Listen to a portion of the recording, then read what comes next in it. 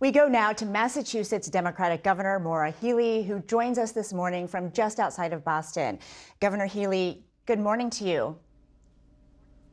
Good morning, Weijia. Happy Easter to you and to all out there listening. Happy Easter to you as well. I want to start with Harvard University, which is, of course, in your state and your alma mater. Last week, the Trump administration froze $2.2 billion in multi-year grants, $60 million in multi-year contracts to Harvard. And that's after the university rejected some of the administration's demands in order to keep that money flowing. We saw the impact was swift, everything from research to staffing. And I wonder, is the university going to be able to withstand this funding freeze? Well, here's what's happening on the ground as a result of those actions. And really, let's go back 6 weeks when the first cuts were announced for NIH funding. Massachusetts, we've got a number of colleges and universities, research institutions. These are entities that actually have pioneered for decades cures to diseases, cancer, working right now on treatments for Alzheimer's, Parkinson's, and so much more. In addition, they've often been the ones that have been leading the research when it comes to our defense industry. I could go through the various sectors, but basically what Donald Trump is doing by cutting off this funding, a few things are happening. Research labs are shutting down. Scientists and researchers are leaving the United States and going to other countries to do their work. And essentially, Donald Trump is giving away intellectual assets. The other thing that's happening real time right now, and it's incredibly sad, Weijia, I was in a hospital here just the other week, and this is a hospital, Boston Children's, where some of the sickest kids in the country go for care. And there have been cuts to Boston Children's and other hospitals as a result of Donald Trump's actions, because these are part of a teaching hospital system.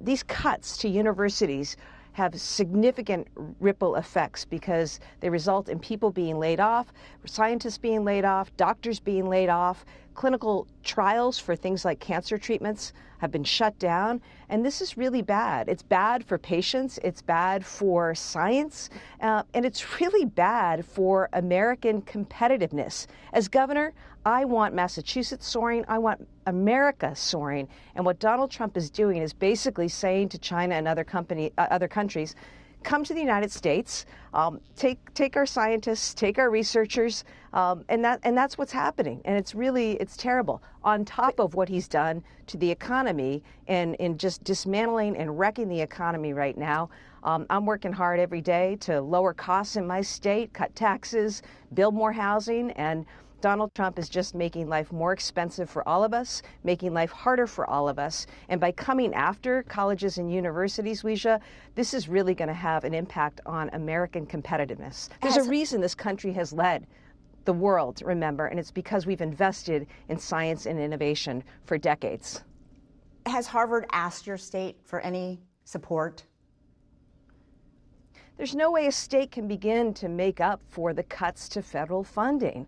The cuts that Donald Trump has made to education, to health care, food for kids, heating assistance for seniors. He just cut off FEMA, disaster relief for our states the other day. And as governor, I'm going to do everything I can to protect my residents, to protect our state, to protect our economy, but he makes it really difficult. I'll give you an example, Weijia.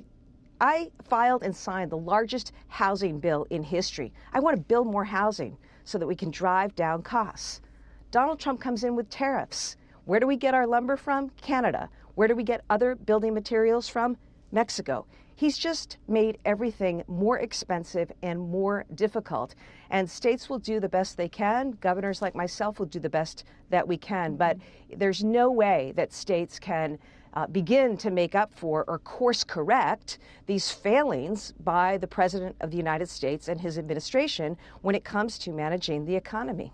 Well, President Trump is also calling for Harvard to lose its tax-exempt status, and CBS News has confirmed that the IRS is considering at least rescinding it.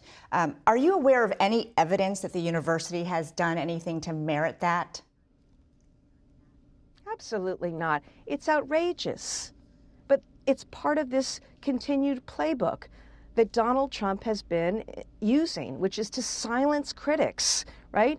First he went after the law firms, then he went after companies, then he went after everyday Americans. Now he's going after colleges and universities, using any and all tactics to try to shut them down, to silence them. That's what Donald Trump is about. There's no merit to any of this. And of course, it's illegal. You can't do that as President of the United States, and that will get tested in court. Of course, Donald Trump right now is ignoring court orders, which is another issue, but there's absolutely no basis.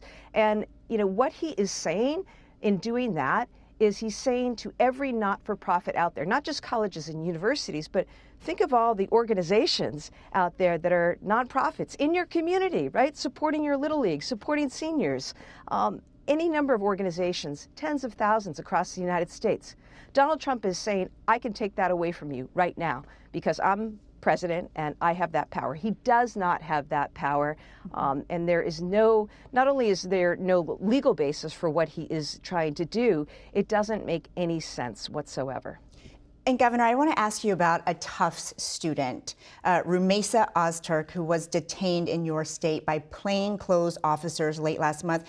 Right now, she's being held at a detention facility in Louisiana and has not been charged with any crimes. Late on Friday, a judge ordered ICE to move her to Vermont by May 1st so she can attend the district court proceedings over her detention. Have you talked to her family or lawyers, and is there anything your state can do to support her right now? Well, this is a very troubling matter because this woman is a Fulbright scholar. She's getting her PhD in child development. She has no criminal record or history. It appears she was one of many signers of an op-ed in a college newspaper.